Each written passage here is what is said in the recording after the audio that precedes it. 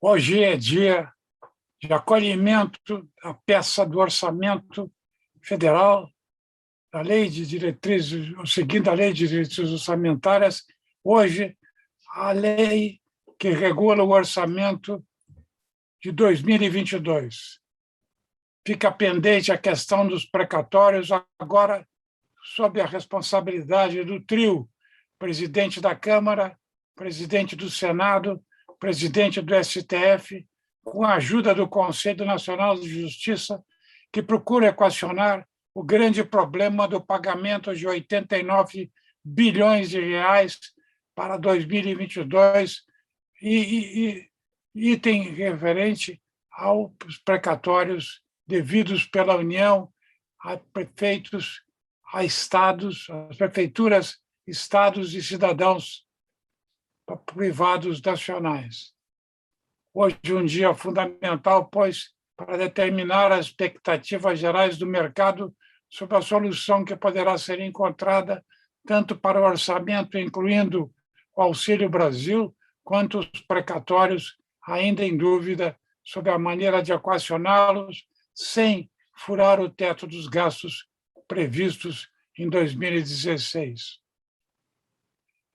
É também nessa semana que deve ser considerado o projeto já aprovado pela Câmara Federal, nessa vez sendo analisado pelo Senado com o relato do senador Confúcio Moura.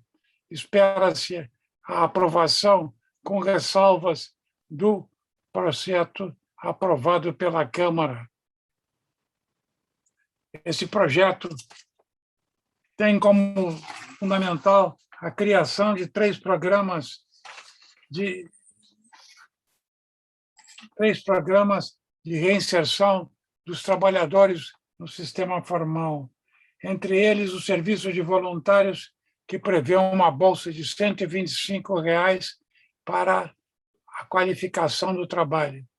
Interessante notar que o governo federal desprezou completamente e a Câmara referendou a experiência das centrais sindicais nos processos de qualificação e formação do trabalho. Com isso, tornando quase inexequível a proposta já aprovada pela Câmara e que será posta à consideração do Senado nessa semana. Por outro lado, a Câmara Federal deverá votar sobre a possibilidade de quarentena de juízes, promotores, policiais e militares diante da possibilidade de concorrência às eleições em todo o país a partir do ano que vem. A proposta da deputada Margarete Coelho, PP do Piauí, é pelo prazo de 5 anos e pelas compensações deve ser aprovada, todavia, somente a partir de 2026. Assinale-se que o presidente Bolsonaro é flagrantemente contra a quarentena que protege especialmente a militares e policiais com saliência na administração de uma questão tão pungente qual seja a segurança pública.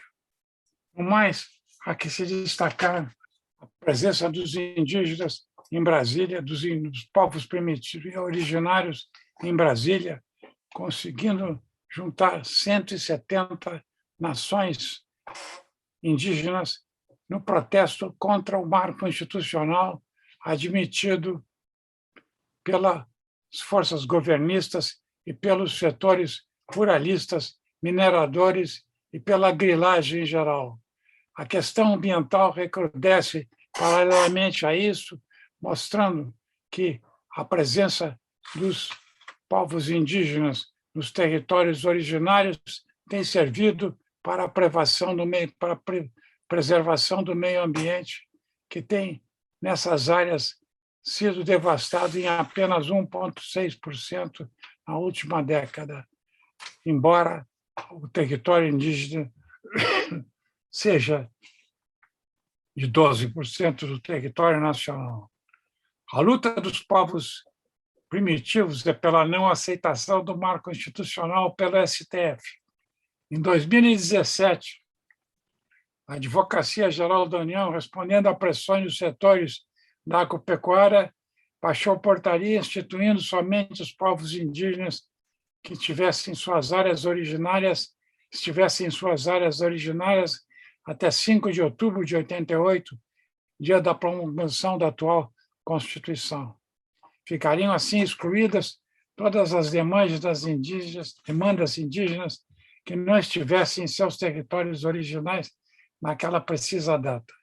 No caso da Raposa Serra do Sol, em Roraima, o STF entendeu que o fato dos povos indígenas estarem ali presentes em 1988 assegurava o seu direito de aí permanecerem, mas deixou claro que tal tese se tratava exclusivamente do caso específico, porque na Constituição de 88 não há qualquer exigência do marco temporal. Vejamos, o STF retoma a votação da matéria nesta quarta-feira e os povos indígenas continuam de prontidão na esplanada dos ministérios.